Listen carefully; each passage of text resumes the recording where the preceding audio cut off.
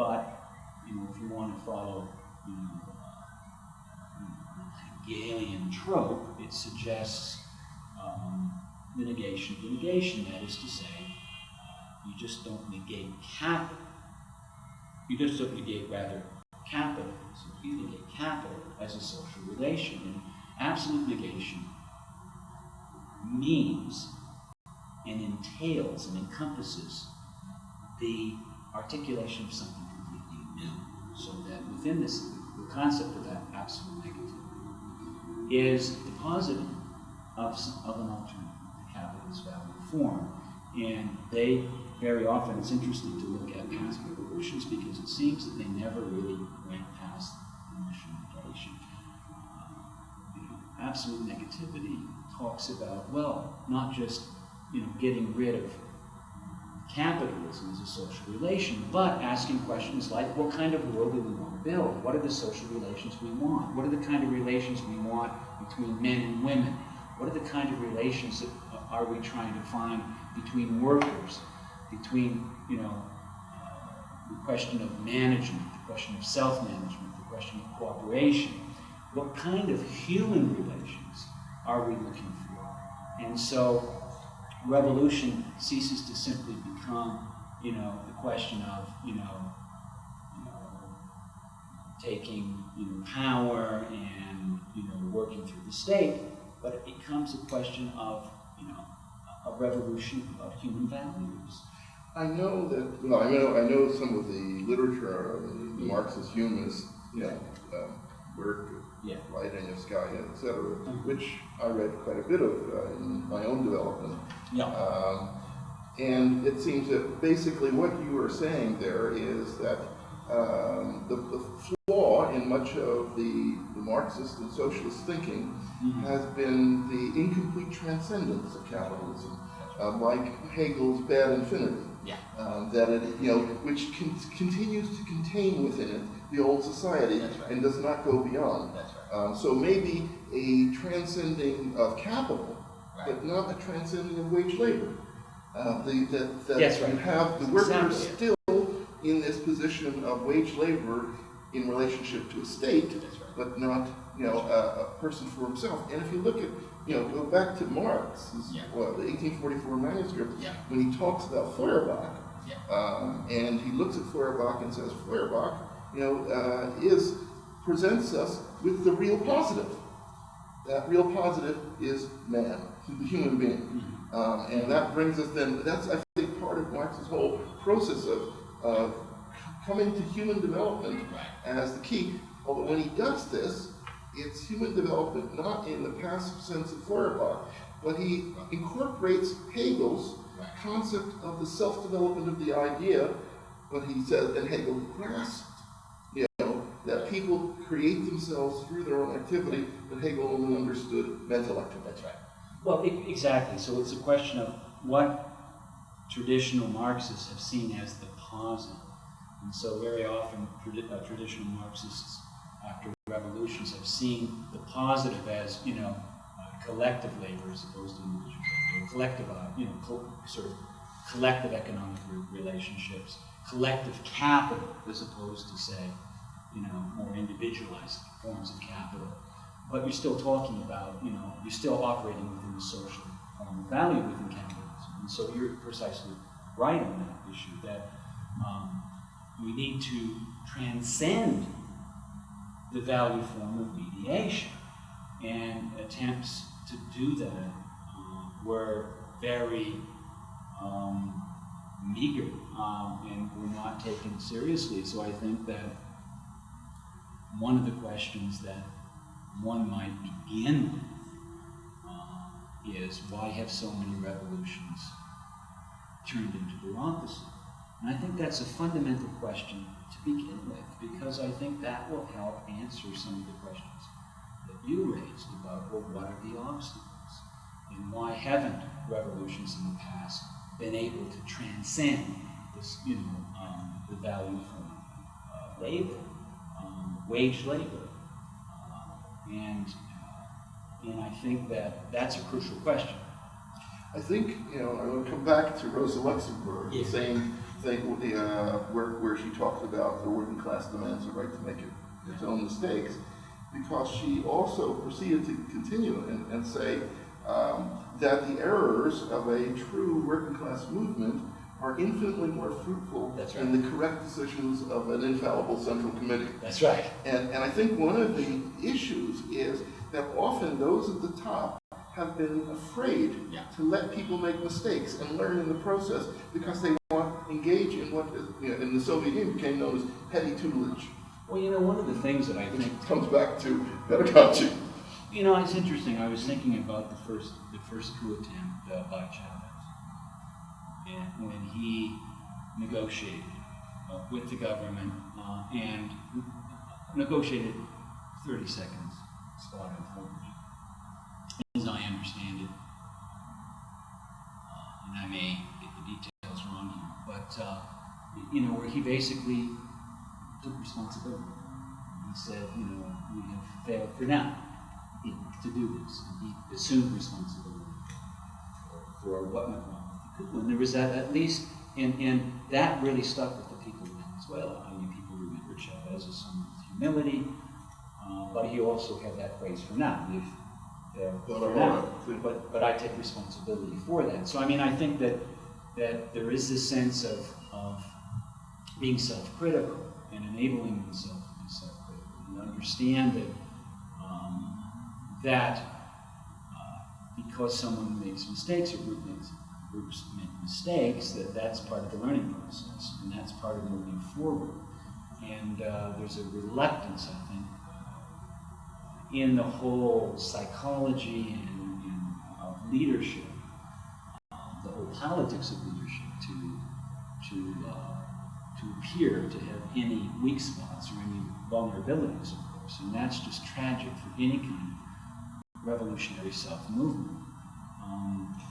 That could happen here still. Yeah. But I think you would agree with me in that when you look at the Constitution, when you look at some of the measures taken, like the development of the communal councils, when you look at Chavez's real concern that you develop a new moral, to move away from self-interest and to focus on the needs of society, the needs of community, that there is here a potential that we haven't seen for a long time. We haven't seen it for a long time, and it really reminds me and resonates with a lot of what Che Guevara was all about as well. With the new man, I prefer to say the new human, but absolutely, I mean, there is that sense of the Constitution itself,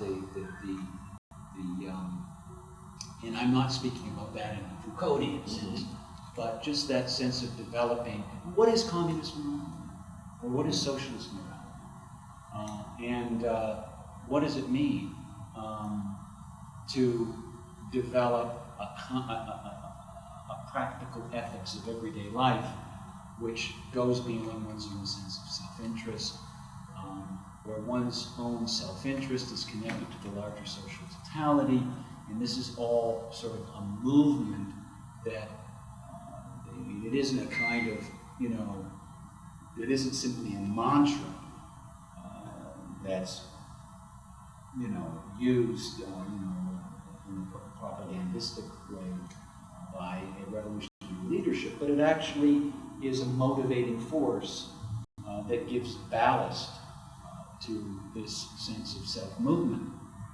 And it's very, very resonant of change. That was, when I studied for years the process in Yugoslavia, it was so exciting to see, the process of self-management. This is why I was attracted to look at Yugoslavia.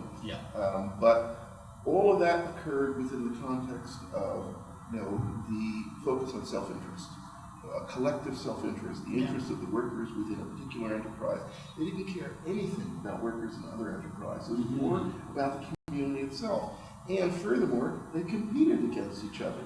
And this was one of the things that Che looked at in the Yugoslav experience and said, well, it's important to see that the income generated by these firms it's divided up among the workers, not capitalists, but still they're competing against each other. And how is that consistent with the socialist spirit? That's right. And that gets to the core of the question of what is the goal? What's the purpose?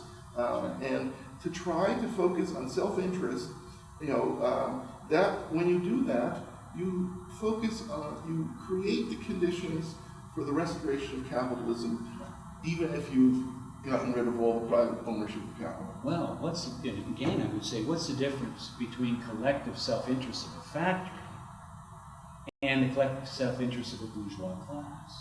I mean, it's still... Well, because the first is the workers who do right. it, the second is they're exploiting. Yeah, but it's within the same, it's within the same sort of commodity logic. I mean, obviously, there's a difference, but, ultimately in terms of the kind of, in terms of the kind of, logic, social logic that informs that. I mean, it's the question is, well, this is our, we're a group, and we're looking out for our own interests as a group against this group. So there's a similarity in social logic, I think, that has to be explored. But yeah, I mean, that's something that, the Venezuelan experience can look at and profit from the limitations of that kind of social logic, because that kind of social logic still operates within, a particular value form, which in fact, if taken to its, logical endpoint, again, does serve for the reproduction,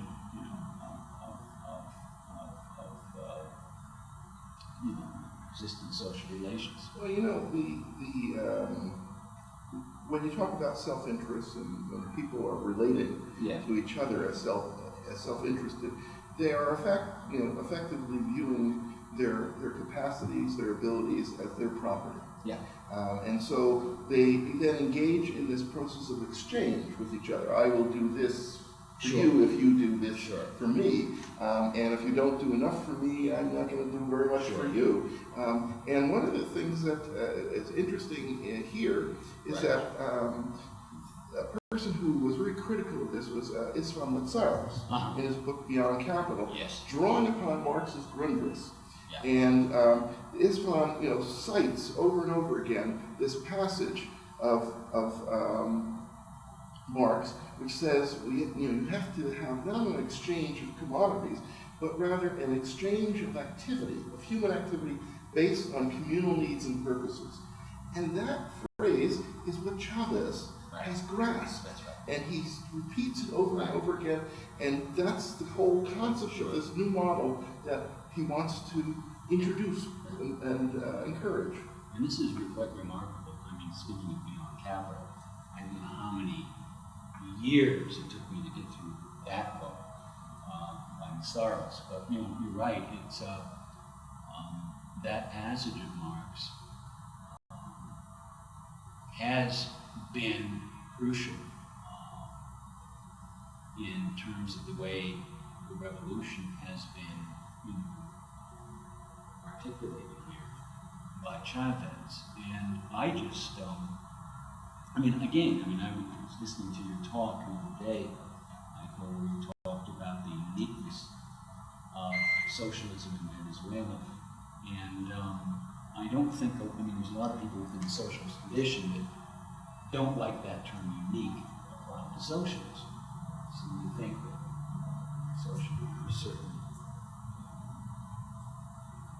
that sense of unique suggests is sort of contradictory to the whole idea of socialism. But I think it really is really important when you talked about the uniqueness of this experiment here in Venezuela. Now you spend, I guess, most of your time, pretty much most of your time. I'm curious as to how you see the lifespan of this experiment. One of the things I've come to conclude, both from my studies of the Soviet economy and the Eastern European economies, which I taught 30 years or so, and from my experience in Venezuela, is a complete rejection of determinism. This will be settled by struggle. There are no guarantees. What we can do here is to, and hopefully in your work here on radical pedagogy is important here, that what we can do is try to strengthen the side of those who are struggling for this new humanistic socialism. This new humanism, yes.